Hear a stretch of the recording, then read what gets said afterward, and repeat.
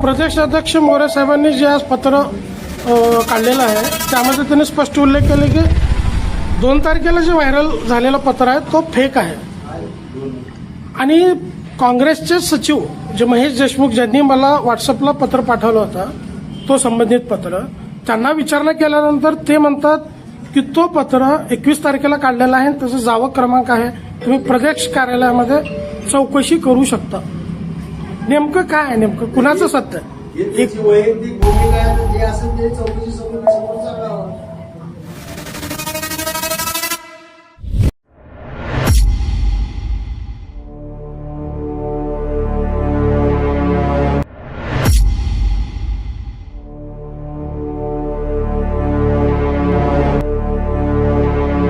उमरगा नगरपालिका मतदानानंतर NTVवर दाखवलेले अश्लेष मोरे प्रकरणातील 2 पत्रांचे वृत्त राज्यभरात सर्वात जास्त व्हायरल ठरलं आणि या NTVच्या मोठ्या इम्पॅक्ट नंतर अखेर महाराष्ट्र प्रदेश युवक काँग्रेसला पुढे येत अधिकृत प्रेस नोट जारी करावी लागली आहे. प्रेस नोटमध्ये काँग्रेसनं स्पष्ट म्हटलंय, सोशल मीडियावर फिरणारं निलंबनाचं पत्र फेक आहे, अनधिकृत आहे. म्हणजेच NTVच्या रिपोर्टिंग नंतर काँग्रेस पक्षालाच यावर बोलणं भाग पडलंय. चला पाहूया NTV इम्पॅक्ट स्पेशल रिपोर्ट. 3 डिसेंबरला NTVनं दाखवलेली ही बातमी.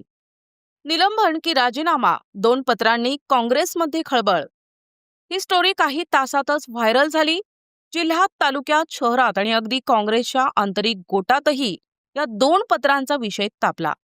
NTVच्या पडताळणी आणि सलग रिपोर्टिंग नंतर काँग्रेसला अखेर प्रतिक्रिया द्यावी लागली आणि दिनांक 5 डिसेंबरला युवक काँग्रेसनं अधिकृत प्रेस नोट जारी केली. प्रेस नोटमध्ये युवक काँग्रेसनं म्हटलंय की फिरणारं निलंबनाचं पत्र हे अधिकृत नाही, ते काँग्रेसकडून जारी केलेलं नाही.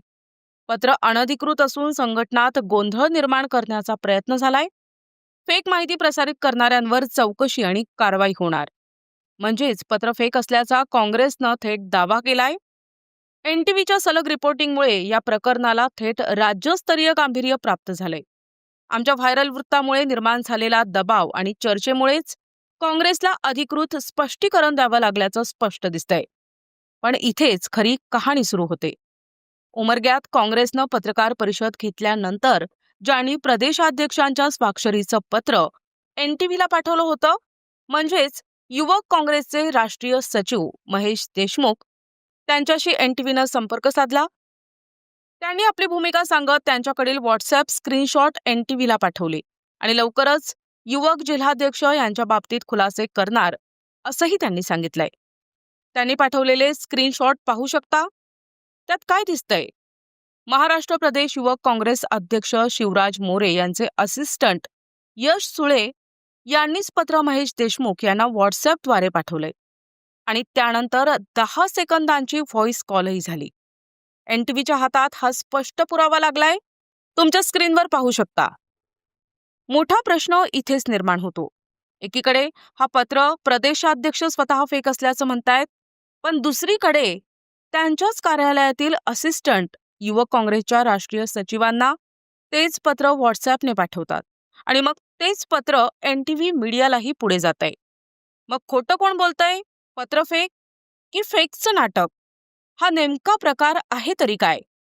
पत्रकार परिषदेत NTVनं प्रश्न विचारल्यावर काँग्रेसचे ज्येष्ठ नेते ॲडव्होकेट दिलीप सगर म्हणाले, चौकशी समिती गठीत केली आहे, सत्य लवकरच बाहेर येईल. प्रदेशाध्यक्ष मोरे साहेबांनी जे आज पत्र काढलेलं आहे त्यामध्ये त्यांनी स्पष्ट उल्लेख केले की 2 तारखेला जे व्हायरल झालेलं पत्र आहे तो फेक आहे आणि काँग्रेसचे सचिव जे महेश देशमुख ज्यांनी मला व्हॉट्सअपला पत्र पाठवलं होतं तो संबंधित पत्र त्यांना विचारणा केल्यानंतर ते म्हणतात की तो पत्र 21 तारखेला काढलेला आहे, त्याचा जावक क्रमांक आहे, तुम्ही प्रदेश कार्यालयामध्ये चौकशी करू शकता. नेमकं काय आहे, नेमकं कुणाचं सत्य आहे? एक वैयक्तिक भूमिका आहे, जे असेल ते चौकशी समोर सांगावं.